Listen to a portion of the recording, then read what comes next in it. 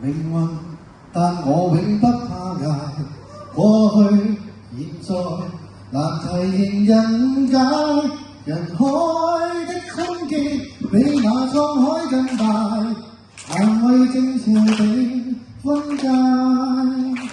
好啦，呢首叫難為正邪定分界咧，我諗大家唔係咁嘅年紀咧，都未必聽過。點解咧？因為講嗰個年紀都比較大嘅。嗱，通啲啦，但係佢有一個太太同4個仔啦。OK， 咁點解會有呢首歌咧？因為咧，佢曾經做過影視製作。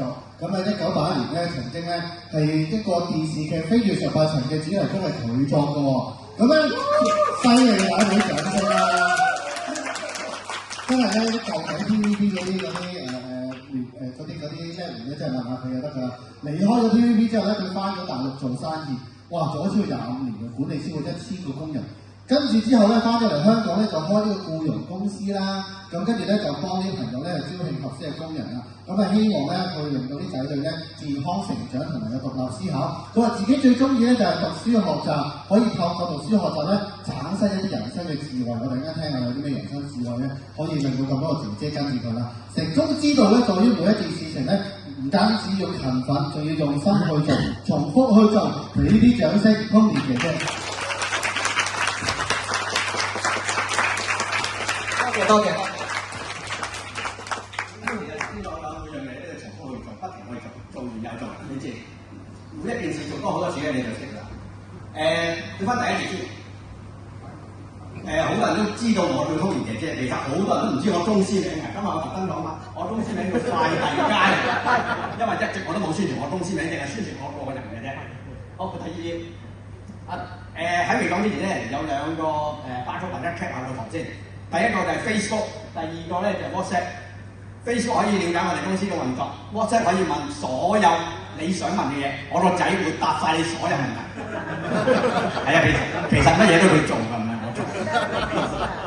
好啊，咁喺 cap 嗰陣時咧，咁啊先講下，首先多謝翻今日嚟嘅嘉賓啦。咁我哋好友阿 Ray 啦，Hattie 啦，我嘅大仔阿媽，我嘅二仔Raymond，啱啱喺加拿大翻嚟嘅，即刻過嚟支持我。好啦，咁仲係要多謝我哋Leader 嘅會友。其實我喺Leader已經大約8年啦。其實我數唔到有幾多會友支持我唔敢講，我驚講啦。但係心照不宣嚇。好啦，咁講翻工作啦。其實咧做嘢咧，我個人都講數據嘅，我中意睇書。做每一樣嘢都應該有數據先去做嘅。咁我講下香港嘅職業介紹所有3700幾間，而家嘅工人有36萬。好，下一頁。咁喺外傭人口嘅增長，2009年就係有26萬，2019年有40萬，2030年我喺 AI 琴日去 check 咧，佢話俾我聽有60萬 ，AI 幫我推算嘅。下一頁可以估到呢個行業嘅前景有幾咁亮麗。咁我就講下點解我咁中意做啦。其實我嘅業務好簡單，我就幫你請印傭、菲傭，同你申請續約，同埋炒工人。仲有一啲期限入證好少嘅，大家唔會知。但係咧，我相信每個會友或者你哋朋友，你有冇試過或者聽過你個朋友、你個工人係欠大耳窿錢而俾人追數嘅？有舉手。好多大家遇到呢啲難題，唔知道點樣解決，揾我可以幫你，我可以提供一個好嘅方法。第一頁其實講嚟講去，點解要揾快遞家人？即係點解要揾我？我做咗20幾年，我嘅經驗一定幫到你。我公司信譽良好，我幫咗超過5000個家庭，我請工人超過6000個人，24年嚟未曾俾入境處、勞工處上嚟審查我，上嚟調查我。同埋我公司隨時都有姐姐可以同你face to face見面。係啊，咁其實呢度有啲姐姐都係我啲會友。啲工人嚟嘅，咁喺邊度？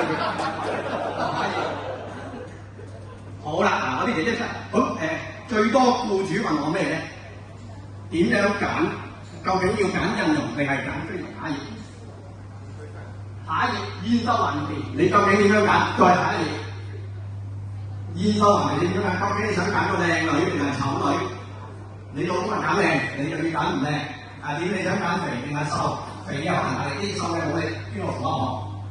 係咪要揾啲醒目咧？我未講佢星座，唔係喎，你醒個個頭喎，啊，咁唔係喎，咁我俾你聽話順品係，其實你講得啦，因為我會教你點樣揀一個姐姐，呢個其實好關鍵，大部分僱主都唔識揀呢個姐姐，佢唔知嘅，係我可以教你揀呢個適合嘅姐姐，可以。點解我夠膽咁講咧？其實申請家庭傭工嘅能力咧，即係我做嘅嘢咧，其實非常之簡單。第一就係面試我用，我成日呢頭啲工人問下佢咩層級。第二就係我會知道佢僱主嘅需求乜嘢，我理解。跟住第三樣我就會 action 啊，將佢配合。跟住簽嘅收錢、外辦文件、安排工作。25年嚟我就重複咗呢幾樣嘢，所以我可以話俾我肯定，我乜都識。啊，姐姐出嚟。你啲朋友唔攞追求啲人請工人好煩，但係唔係好難，因為有我幫你處理咧，快遞間唔一定幫到你嘅，我都會問你點樣揀一個工人。可以，我需要人入老人院，負責人嘅跟住你放心。好，呢度唔使講啦，姐姐企埋啲，企埋啲，啊！係啦，我成日講，大家都知我好多工人，我今日特登咧晒啲工人出嚟嘅。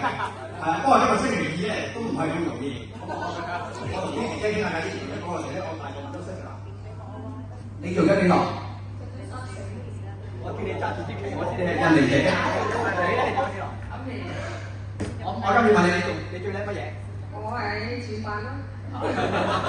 你咧？你係印尼姐，你最叻乜嘢？係啦，嗱呢啲姐姐咧就小言，但係做嘢就好㗎啦。係啊，你要嚟嘅，係啊，我會教你嘅，你好多。呢個姐姐咧，呢個姐姐係阿 Pat。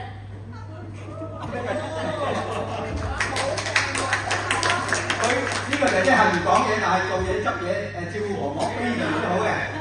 呢個巴字。Hello，good morning。呢個巴字啱到香港啊！我今日開工，但係都俾我識咗佢啦。好有時咧。Everyone, good morning, Merry Christmas。係啦，呢啲係菲律賓姐姐。Good morning。好啊，呢啲菲律賓姐姐，佢佢唔知聽廣東話嘅，佢講鬼佬好叻㗎。所以如果你有啲外國人咧係想請個菲律賓姐姐或者印尼姐姐，一次呢條我都諗佢 pass 啦。好啊！我今日咧就係特登帶咗好多人上嚟咧，開心下。我哋一齊講翻一句，Merry Christmas！